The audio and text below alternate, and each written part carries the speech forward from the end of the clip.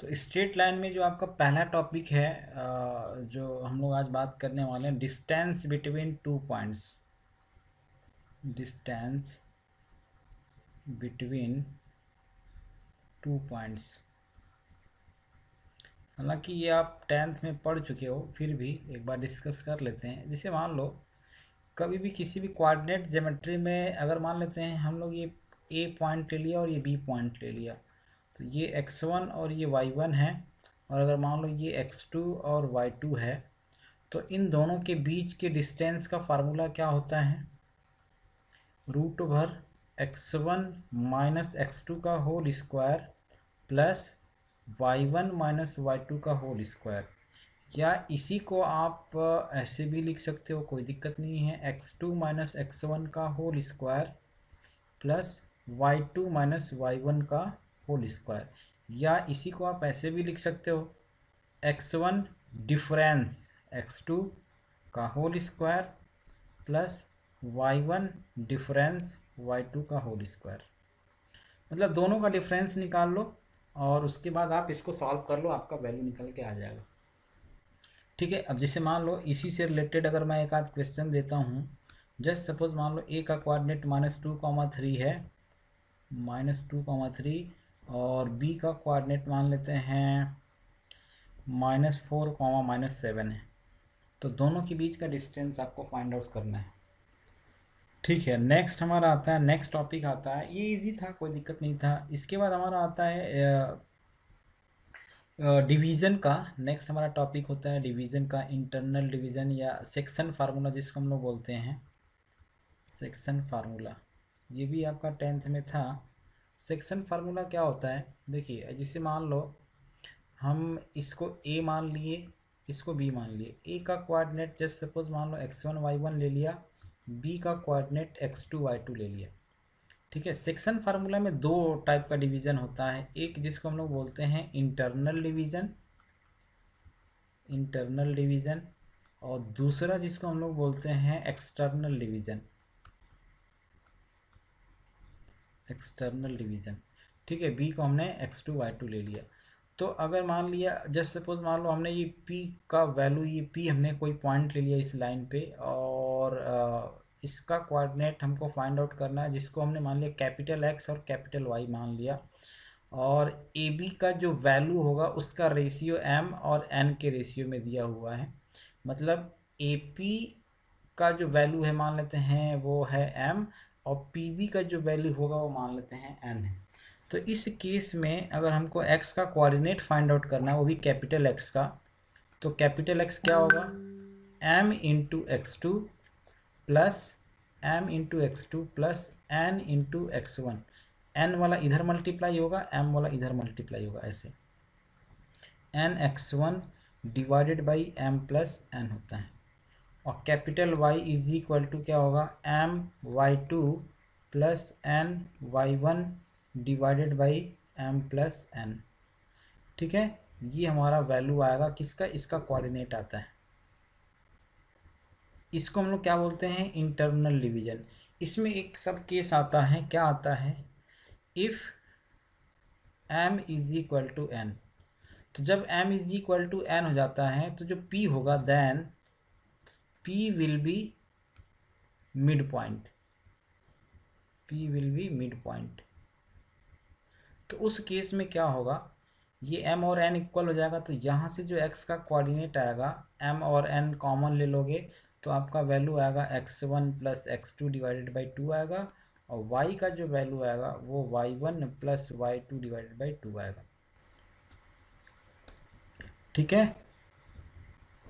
कैसे आया? जब m का वैल्यू और n का वैल्यू इक्वल हो जाएगा, तो देखो आप यहाँ से m कॉमन ले लोगे, n कॉमन ले लोगे, दोनों इक्वल है ना। तो अगर मान लो n को रिप्लेस कर दोगे m से या n से, तो यहाँ भी m हो जाएगा, यहाँ भी m हो जाएगा, और ये m प्लस m कितना हो जाएगा? 2m हो जाएगा। ऐसे मैं एक बता देता हूँ, देखो mx2 plus mx1 divided by m plus m। क्यों? क्योंकि m और n इक्वल हो गया, तो m आप कॉमन लोगे, यहाँ से क्या आएगा? x2 plus x1 divided by 2m आ जाएगा, m से m कैंसिल हो जाएगा, क्या मिलेगा?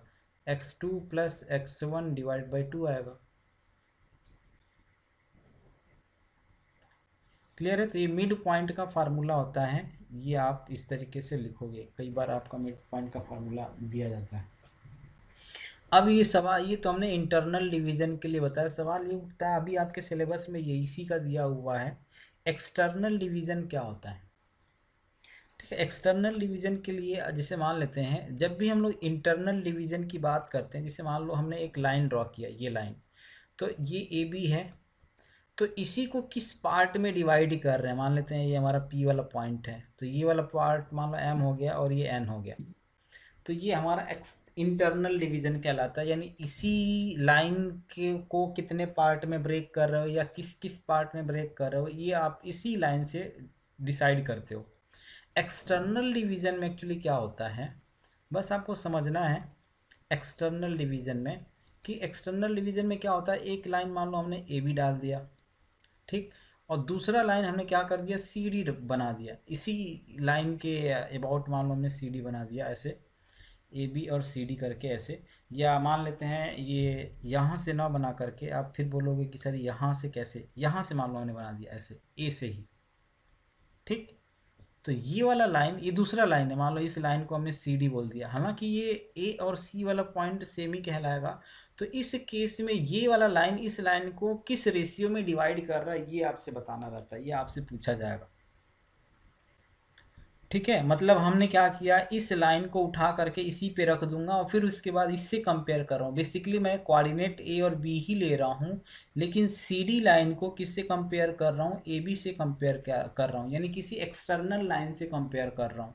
तो उस केस में जो हमारा फार्मूला निकल के आता है वो क्या आता है, यहाँ पे जहाँ जहाँ प्लस प्लस है वहाँ वहाँ माइनस आ जाता है।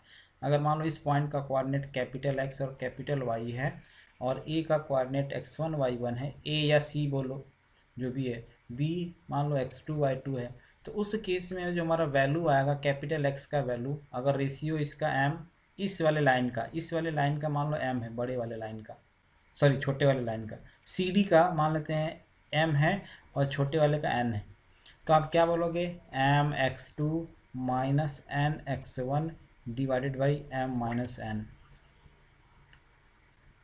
ठीक है, और y क्या आ जाएगा, m y two minus n y one divided by m minus n हो जाएगा। मतलब जहाँ प्लस था ना बस वहाँ माइनस हो गया और कुछ नहीं। नोट कर लीजिए, एक्सटर्नल डिवीजन के लिए जब भी आप एक्सटर्नल डिवीजन की बात करोगे तो वहाँ पे बीच में क्या आ जाता है, माइनस हो जाएगा बस। और इंटरनल डिवीजन में आपको बोला जाएगा, अगर कुछ नहीं बोला है मतलब इंटरनल डिवीजन हो रहा है, अगर वहाँ बोलेगा तो इसका मतलब ये हुआ कि वो एक्सटर्नल डिवीजन या इंटरनल डिवीजन का नाम लेगा। कहीं कुछ नहीं बोला गया मतलब इंटरनल डिवीजन हो रहा है, ग्रेडियंट। ठीक है, देखो अगर कोई इक्वेशन ऑफ लाइन दिया हुआ है, मान लेते हैं इस टाइप से a x plus b y plus c equal to zero है, तो स्लोप को, बेसिकली स्लोप क्या होता है पहले मैं ये बता देता हूँ, स्लोप होता क्या है। स्लोप हमारा, स्लोप या ग्रेडियंट जो हमारा होता है, कोई भी लाइन एक्स एक्सिस के पॉजिटिव डायरेक्शन से कितना एंगल बना रही है, वो भी एंटी क्लॉकवाइज डायरेक्शन में। तो अगर ये मान लेते हैं थीटा बना रहा है, तो थीटा को हम लोग क्या लिखते हैं, m is equal to tan theta लिखते हैं, एम इज इक्वल टू क्या लिखते हैं, टैन थीटा। ये अगर मान लो एंगल बन रहा है तो इसी को हम लोग क्या बोलते हैं, यही हमारा स्लोप या ग्रेडियंट कहलाता है। ठीक है, स्लोप या ग्रेडियंट कहलाता है। ध्यान आपको ये रखना है कि हमेशा आप पॉजिटिव एक्स एक्सिस से एंगल कहीं भी अगर मान लो लोगे तो हमेशा ये पॉजिटिव एक्स एक्सिस से आपको लेना है, मतलब इधर डायरेक्शन से, वो भी एंटी क्लॉकवाइज डायरेक्शन से। अगर मान लो ये लाइन यहाँ आ गया तो पॉजिटिव एक्स एक्सिस का डायरेक्शन से लेना है, बस डायरेक्शन ये हमारा रहेगा। तो m is equal to tan theta आपका ये वैल्यू आ जाएगा। अब सवाल ये उठता है कि हम m is equal to tan theta, जब आप, अच्छा इसी चीज़ को आप जब 12th में आओगे ना तो m को ही हम लोग क्या बोलेंगे, d y by d x बोलेंगे, या डेरिवेटिव बोलते हैं, y का स्लोप बोल सकते हो, डेरिवेटिव बोल सकते हो, या ग्रेडियंट बोल सकते हो, d y by d x को ही। ठीक है, अभी तो आपको d y by d x नहीं समझ में आएगा शायद, तो इसलिए सिर्फ आप इसको जानो m is equal to tan theta. तो m is equal to tan theta का अगर मान लेते हैं, निकालने का कई सारा तरीका होता है। जब पहला तरीका है कि अगर आपको कोई लाइन का इक्वेशन दिया हुआ है तो यहाँ से आप स्लोप कैसे निकालते हो, m is equal to minus coefficient of x, क्या लिखते हैं, minus coefficient of COEFFICINT coefficient of x divided by coefficient of y। तो अगर मान लेते हैं इस लाइन का मान लो हमको स्लोप निकालना है, तो आप कैसे निकालोगे? x का कोफिशिएंट क्या दिख रहा है, a दिख रहा है, वो y का कोफिशिएंट क्या दिख रहा है, b दिख रहा है, तो minus a divided by b आएगा इसका स्लोप। दूसरा तरीका क्या है इसी को फाइंड आउट करने का, आप क्या कर लो, इस लाइन को y is equal to m x plus c के फॉर्म में कन्वर्ट कर लो। तो इसमें m क्या होता है, m को हम लोग स्लोप या ग्रेडियंट बोलते हैं, और c को क्या बोलते हैं, intercept of y, intercept of y बोलते हैं। ठीक है, तो अगर मान लो आप इस लाइन को इस फॉर्म में लिखोगे तो देखो आपको क्या मिल रहा है। अगर मान लो b y is equal to आप लिखोगे तो minus a x minus c आ जाएगा, या y is equal to minus a divided by b into x minus c divided by b आ जाएगा। तो आप इससे कंपेयर करोगे, इस वाले लाइन से इसको कंपेयर करोगे तो m का वैल्यू क्या दिख रहा है, minus a divide by b दिख रहा है।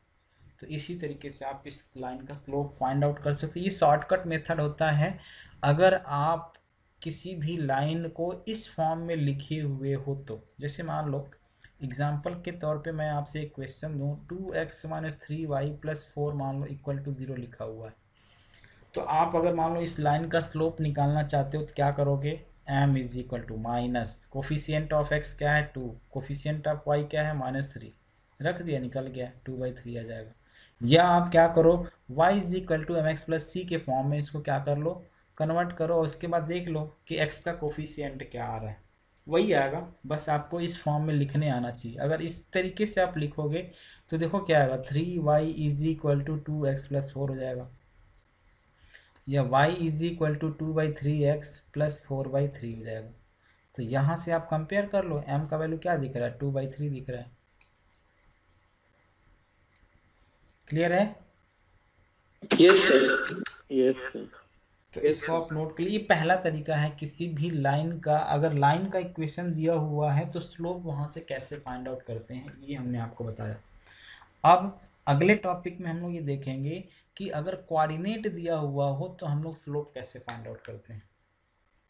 ठीक है, अगर मान लेते हैं हमारा मैं फार्मूला के साथ आपको, चलो मैं डेरिवेशन भी बता देता हूँ। अगर मान लो ये ए बी है और ये आपका मान लो x1 y1 है, और ये b है x2 y2, तो अगर मान लेते हैं कभी भी दो पॉइंट का कोऑर्डिनेट दिया हुआ हो तो इससे आप स्लोप निकाल सकते हो। इसका तरीका क्या होता है, y2 minus y1 divide by x2 minus x1, ये हो जाता है।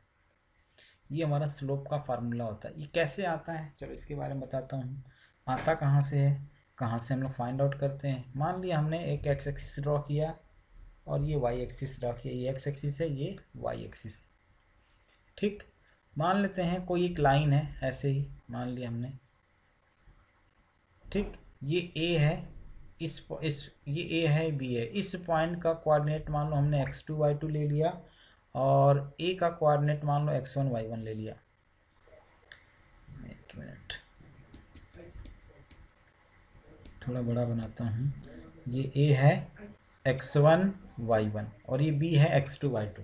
ठीक, तो इसका ये स्लोप हमने आपको निकाल के बता दिया कि ये ऐसे आता है। तो अगर मान लेते हैं मेरे को बनाना है, स्लोप निकालना है। स्लोप एक्चुअली होता क्या है, अभी हमने आपको बताया, एक्स एक्सिस के पॉजिटिव डायरेक्शन से कितना एंगल बनाएगा।